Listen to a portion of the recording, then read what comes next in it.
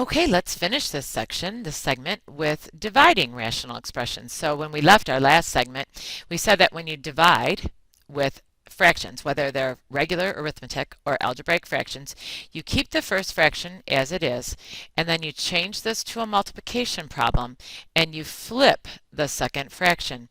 So I canceled out the x's, and 8 divided by 4 was 2, or I reduced that.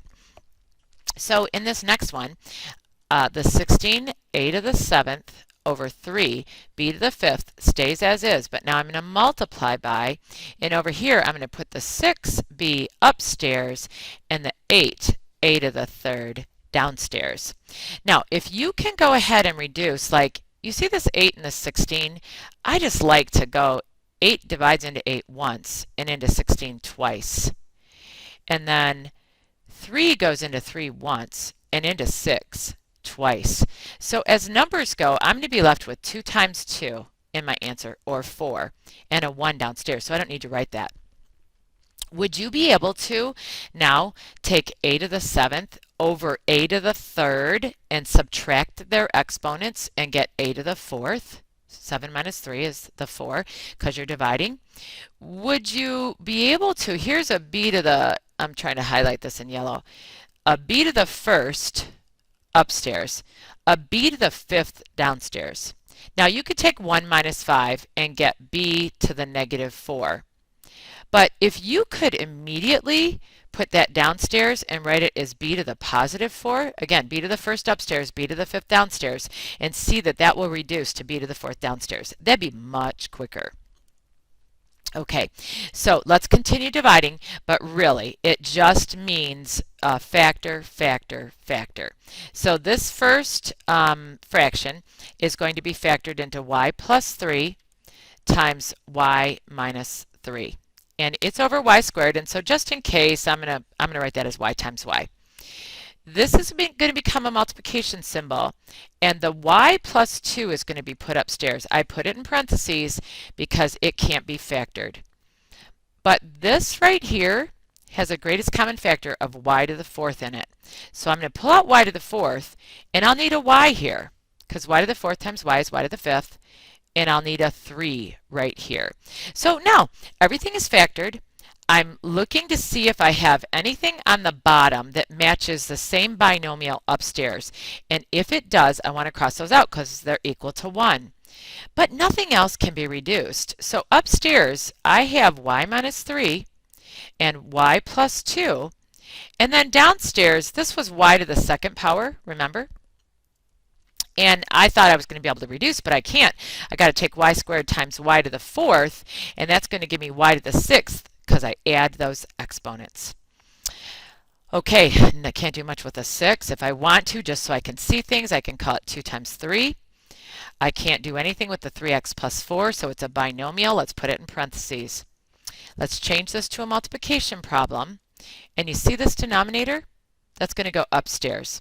And it's got a greatest common factor of a 3 and an x I can pull out of it.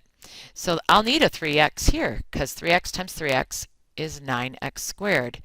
And then I think I'm going to need a 4, because 3x times 4 is that 12x. Here, I've got a greatest common factor of a 2. I'm going to put that in the denominator and factor out a 2. And when I do, I'll need an x plus 1. So now I'm ready to cross off the common binomial factor, 1 on top, 1 on the bottom.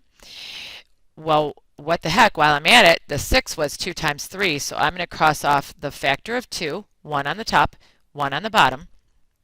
And all I'm left with upstairs is 3 times 3x, which is 9x.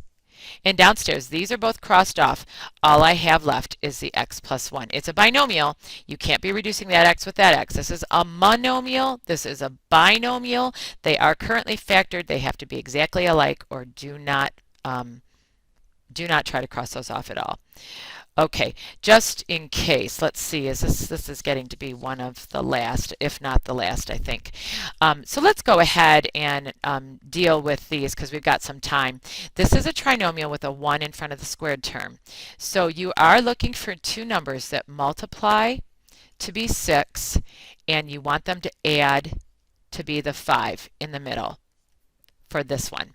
So the two numbers that multiply to be 6 are 3 times 2 and 3 plus 2 adds to be 5. So this numerator is going to factor immediately because it's such an easy one. Yes, you could turn this into a grouping problem and call this 3pq and 2pq and group the first two and group the last two. But these immediately go into your answer as well. But because this is 6q squared at the end, this needs to be a 3q and a 2q in order for when you FOIL that, you get the p squared.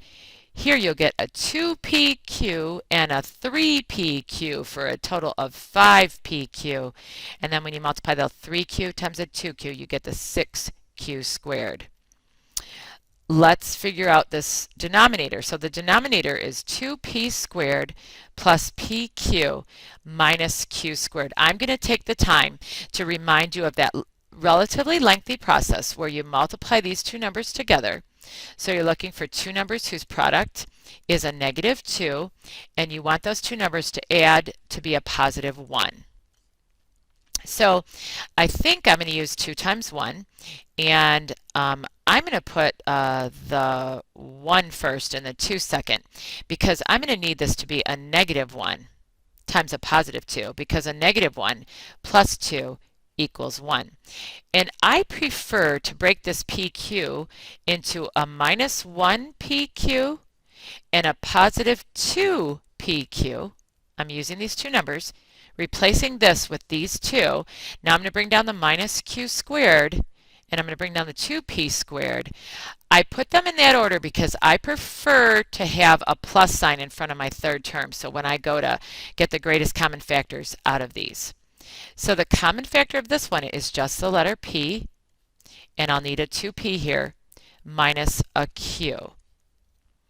The common factor here is just a q, I believe. And so I'll need a 2p here, so that I can have a 2pq right there, and I'll need a minus q here. Oh, good. Those match. So I'm going to write that factor up here in the numerator. I'm looking, or actually it's the denominator, I'm sorry, so I'm going to push it up a little closer. So it's 2p minus q, and then this p plus q goes in the second set of parentheses, and I'm going to kind of draw a red line here. This was just showing how I got this factored denominator right here. Remember, this has got to be turned into a multiplication problem. And see this p plus q squared? I'm going to put that upstairs, but I'm going to write it out twice in case I have a couple of p plus q's to reduce. This one is the difference of squares. It's going to factor into, it's going to have a p in the front of each of these. One will have a 3q and one will have a minus 3q, because 3q times 3q is 9q squared. I am now ready to cross things off. So I see a p plus a 3q, one on the top, one on the bottom. I see a p plus q, one on the top, one on the bottom. And I don't see anything else that matches. So I'm going to write my final answer as this binomial, and I'll check it out. Maybe I will see something that matches and I'm just not eyeballing it. So this binomial and this binomial.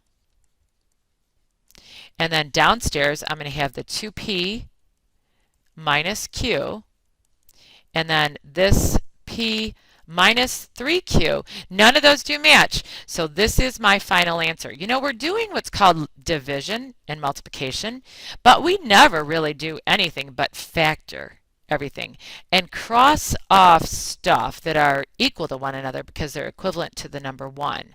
So again, remember, this p plus 3q over p plus 3q is equal to the number 1.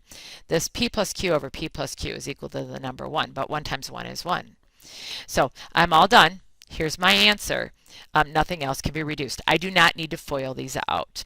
We'll go on to our next segment, which is going to be adding and subtracting algebraic fractions.